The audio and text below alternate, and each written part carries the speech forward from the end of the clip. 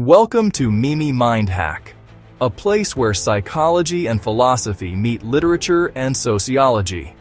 Today we ask, what if the trend of self-improvement isn't freedom, but a new kind of prison? We live in an age where every book, podcast, and coach promises the tools to become a better version of yourself. But instead of making us happier, research shows it often makes us more anxious, less satisfied, and constantly comparing ourselves to others. In the next 10 minutes, I'll show you why the self-help industry is booming, and how thinkers like Erich Fromm and Michel Foucault warned us about this decades ago. Stick with me to the end, because this is not just about books and productivity hacks.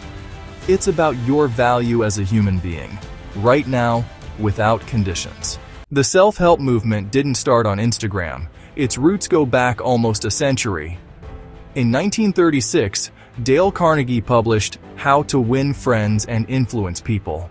It wasn't just a book, it became a cultural event, selling millions of copies and teaching people that charisma and optimism could be learned like a skill.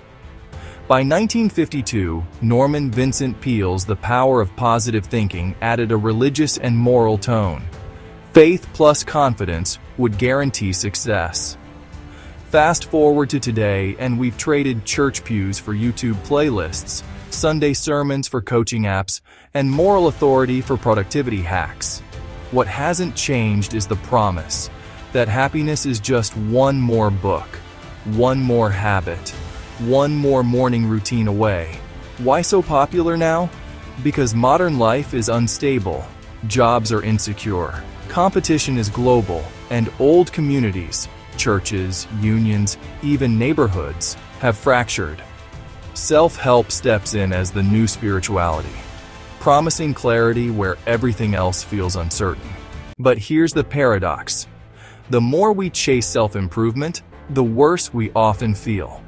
According to the APA Stress in America 2023 survey, 50% of adults aged 18 to 34 reported a diagnosed mental health condition in 2023, and younger adults frequently cite financial, work, and performance-related stress as major sources. Instead of reporting higher well-being, many showed lower life satisfaction and more stress. The logic is simple. If you are always trying to become a better version of yourself, then your current self is never good enough. So what begins as motivation easily turns into self-criticism. Growth becomes an endless ladder you can never climb to the top.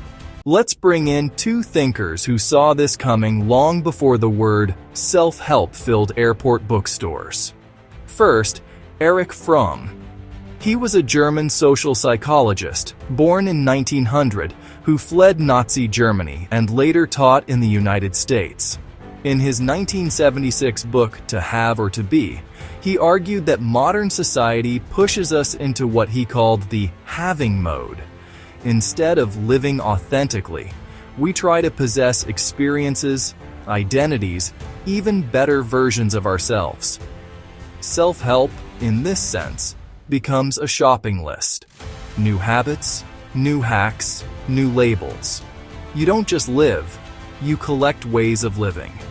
And as anyone who's filled their shelves with self-help books knows, it rarely feels like enough. Then there's Michel Foucault, the French philosopher born in 1926, famous for works like Discipline and Punish. His obsession was power, not just in governments or prisons, but in everyday life. Foucault's key insight was that modern societies don't need external guards to control us. We've internalized the watchtower. We've become our own guards. Now think about self-help through Foucault's eyes. You don't need a boss yelling at you to work harder. You've got an app telling you to optimize your morning. You don't need a priest telling you to confess. You're journaling your failures, tracking your habits, disciplining yourself. Self-help becomes the modern panopticon. We measure our worth by productivity, resilience, efficiency.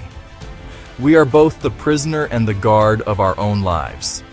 This is the darker side of self-help. It sells freedom, but it can create invisible chains. The boom in self-help isn't just personal. It reflects cultural forces. We live in economies where job security is fragile, where identity is unstable, and where meaning is harder to find.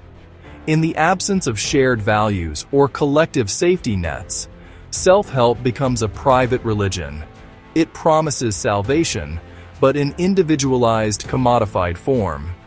And it fits perfectly with capitalism. Every new anxiety creates a new market for solutions.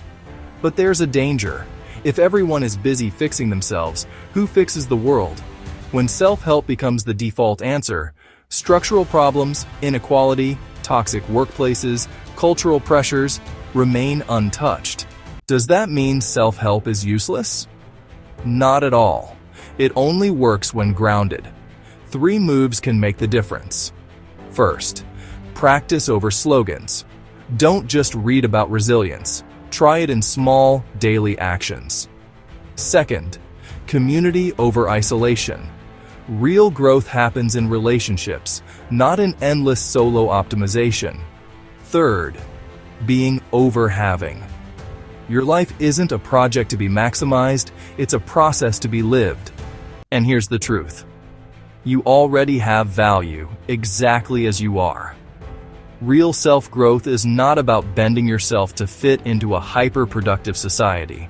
It's about discovering what truly gives you joy, what makes you feel alive, even if it doesn't fit the market's categories. Learning not to compare yourself to everyone else is not an easy slogan. It's hard work. But if you do that work, if you learn to rest in being instead of endlessly chasing becoming, then you found something priceless. And maybe that's the paradox. The best self-help isn't about becoming someone else. It's about finally being at home with yourself. And that's all for today. Thank you for watching. I'm truly glad you spent this time with me. If you found this video helpful, a like, a comment, or a subscription really help me keep creating. In the description below, you'll always find a list of books and studies, either the ones I drew from or good ones for deeper exploration. I'm already looking forward to seeing you again next time.